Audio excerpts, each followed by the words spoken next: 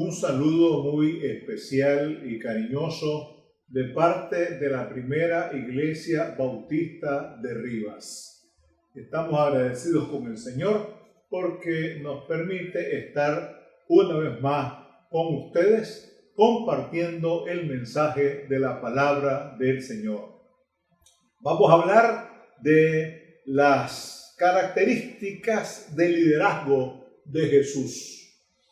Jesús, por su naturaleza divina y humana, ejerció un liderazgo muy particular, muy especial. Recordemos que el liderazgo define una influencia que se ejerce sobre las otras personas, sobre las demás personas, y que permite motivarles para que trabajen en forma entusiasta por un objetivo determinado. Y quien ejerce ese liderazgo se conoce como líder. En la historia de las Sagradas Escrituras encontramos nosotros una serie de líderes que los calificamos como líderes positivos.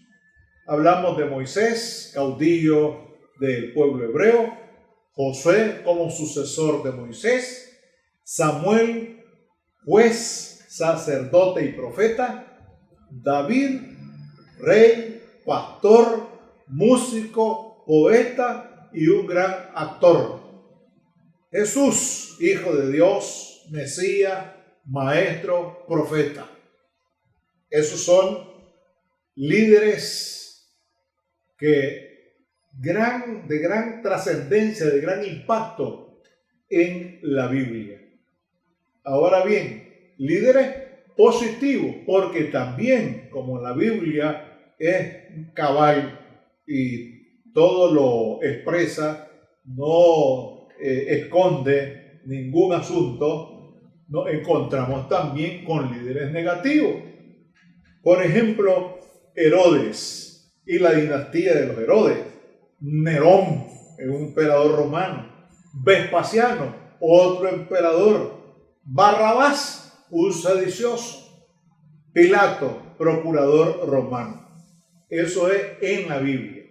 Ahora, dentro de la historia de la humanidad también nos encontramos a ciertos líderes positivos. Hablemos, por ejemplo, de Mahatma Gandhi, de Nelson Mandela, de Martin Luther King y otros.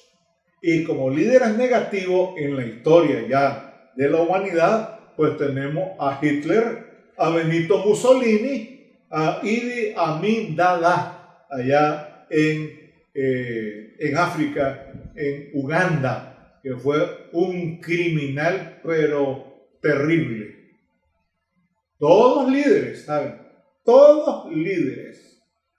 Pero bien, ¿cómo ejercieron el liderazgo? Pues ya sabemos bastante de estos líderes que hemos mencionado. Sin embargo, hay un fenómeno que nosotros debemos reconocer. En la actualidad, en el mundo, no tenemos un líder de la calidad, por ejemplo, de Gandhi o de Mandela o de Luther King. No hay. Es decir, hay crisis de liderazgo. Como esa crisis también, fíjense ustedes, y es bastante desagradable y bastante triste, se presenta dentro del campo religioso. Es cierto que hay líderes, eso no lo negamos, pero el impacto de la trascendencia, de la importancia y de la influencia que han tenido esos líderes que he mencionado, pues ya tenemos muchos años que no aparecen en el escenario mundial líderes de esa calidad. Sin embargo, hay algo que podemos destacar. Para la Iglesia de Jesucristo, sabemos que el líder por excelencia a quien debemos tratar de imitar es Jesucristo. No ha habido ni habrá en la historia de la humanidad un líder como lo fue Jesús, pues Él estableció un nuevo paradigma, es decir, un nuevo modelo de liderazgo. Y por eso es que hemos titulado esta reflexión características del liderazgo de Jesús. Tal vez no las vamos a mencionar todas, pero queremos destacar algunas de estas características que todos los que tenemos cierto grado de liderazgo debemos procurar. Debemos tratar y esforzarnos, tanto en el campo secular como en el campo religioso, de imitar al líder por excelencia. Y el auténtico líder no solamente ordena, sino acompaña, porque si solamente ordena, pues no es un líder, no, es sencillamente un capataz. Veamos algunas características del liderazgo de Jesús, que se convierten en un desafío permanente para todos los líderes en la actualidad. En primer lugar, el liderazgo de Jesús se basó en la humildad, no en la petulancia, no en el descaro, en la insolencia que da el statu quo, es decir, el estado actual de las cosas. No. Fíjense, en solo ese himno cristológico de San Pablo a los filipenses es algo magistral que nosotros encontramos en este líder Jesucristo. Dice pues aquí, capítulo 2 de Filipenses, el himno cristológico de San Pablo. Haya pues en vosotros este sentir que hubo también en Cristo Jesús. Él, siendo en forma de Dios, no estimó el ser igual a Dios como cosa a que aferrarse. Imagínense ustedes qué clase de humildad, la del Hijo de Dios, la del Rey de Reyes, la del Señor de Señores, el Alfa, la Omega, el principio, el fin, el que era, el que habrá de venir. Jesús dice, sino que se despojó a sí mismo, tomó la forma, dice aquí, de siervo. Siervo es esclavo en griego y eso se puede verificar. Tomó la forma de esclavo y se hizo semejante a los hombres. Ustedes recuerdan cuando Jesús le lavó los pies a sus discípulos. Y eso es una actitud de humildad y también una lección enorme de servicio para las demás personas. Entonces, dice todavía, más aún, hallándose en la condición de hombre, se humilló a sí mismo, haciéndose obediente hasta la muerte y muerte de cruz. Nos preguntamos, ¿qué otro líder en la historia de la humanidad ha sido capaz de ir a la cruz del Calvario, no a morir por uno, sino para morir por todos los pecadores? Eso es una cosa extraordinaria, inigualable. Por eso Dios también lo exaltó sobre todas las cosas y le dio un nombre que es sobre todo nombre, para que en el nombre de Jesús se doble toda rodilla de los que están en los cielos, en la tierra y debajo de la tierra. Y toda lengua confiese que Jesucristo es el Señor, para gloria de Dios Padre. Vean la humillación de Jesús, ¿a dónde lo llevó? Es decir, la humillación lo llevó a la exaltación. ¿Por qué? Porque ahora ese líder que fue atropellado, escupido, ofendido, vilipendiado y demás, ahora está a la diestra del Padre intercediendo por cada uno de nosotros los pecadores. Debemos aprender nosotros de Jesús. Qué difícil, ¿verdad? Qué difícil. Entonces, esa característica de humildad, algo especial, algo extraordinario. Incluso nos encontramos con un personaje que estaba muy cerca de Jesús, al inicio de su ministerio, quien le preparó el camino, que fue Juan el Bautista, cuando él dijo, es necesario que yo mengüe para que otro crezca. Imagínense ustedes, el último de los profetas, Juan el Bautista, un hombre extraordinario, porque algunos confundían o querían confundir a Juan como el Mesías, pero él dijo, no, yo no soy digno de soltarle la correa de su calzado a este que viene tras de mí y que es primero que yo, refiriéndose a Jesús, sino que dice, es necesario que yo mengüe para que otros crezcan.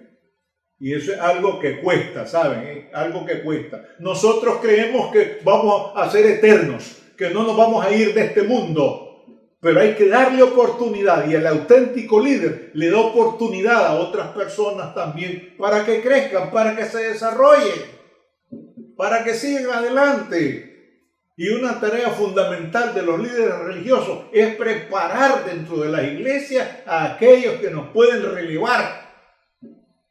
Es decir, las nuevas generaciones, el cambio generacional, para no perennizarnos en el cierto campo de la vida como líderes. Otro asunto importante, otra de las características, que son muchas, nunca promovió su imagen, a pesar que esta es una estrategia de lo que llamarían marketing, es decir, de mercado, ¿no? Promover la imagen de algo o de alguien. Pues en ese sentido, Jesús fue sumamente cuidadoso también. Y todo esto está sustentado en la Biblia. ¿Ven? Hizo muchos milagros y prodigios. Y en cada uno de ellos prefirió el anonimato. Muéstrate a sacerdote y dile lo que el Señor ha hecho. Muéstrate al sacerdote, como que dice, no vengas a darme las gracias a mí. No, vaya allá donde el sacerdote, porque el sacerdote, el que daba, diríamos nosotros, le daba de alta a aquel que había sido sanado. Ahí vemos esa actitud particular, especial de Jesús.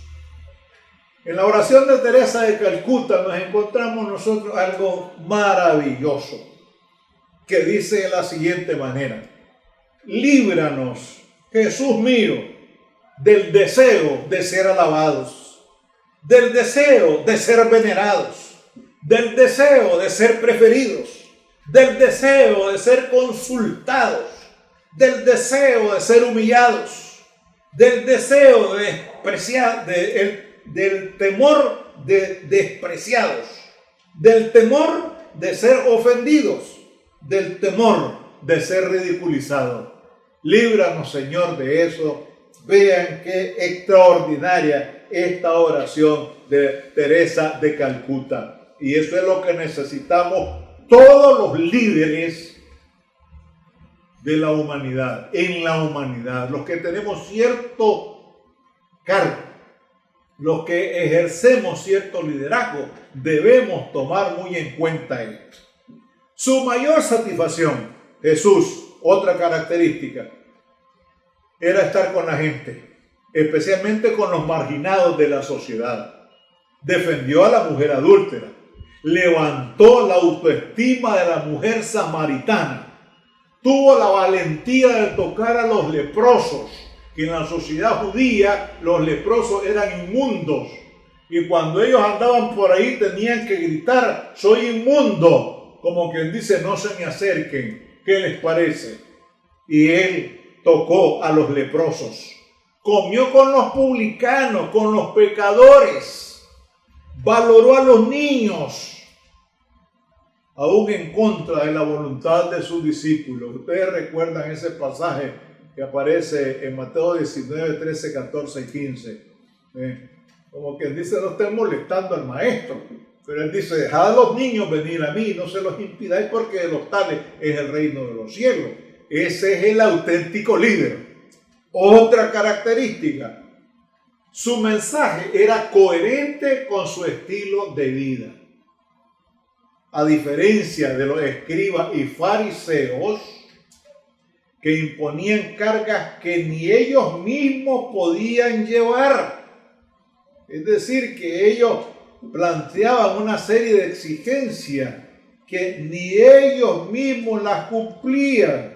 Y eso nosotros lo encontramos en ese capítulo 23 de San Mateo, en donde Jesús se muestra muy fuerte. Es decir, cuando Él prácticamente hace un rechazo, ¿no?, hacia la actitud de los escribas y fariseos. Atan cargas pesadas y difíciles de llevar y las ponen sobre los hombros de los hombres, pero ellos ni con un dedo quieren moverla. Es otra cosa maravillosa de las características de Jesús. Y como se dice popularmente, las palabras convencen, los ejemplos arrastran. Por esa razón, Jesús era seguido por la gente.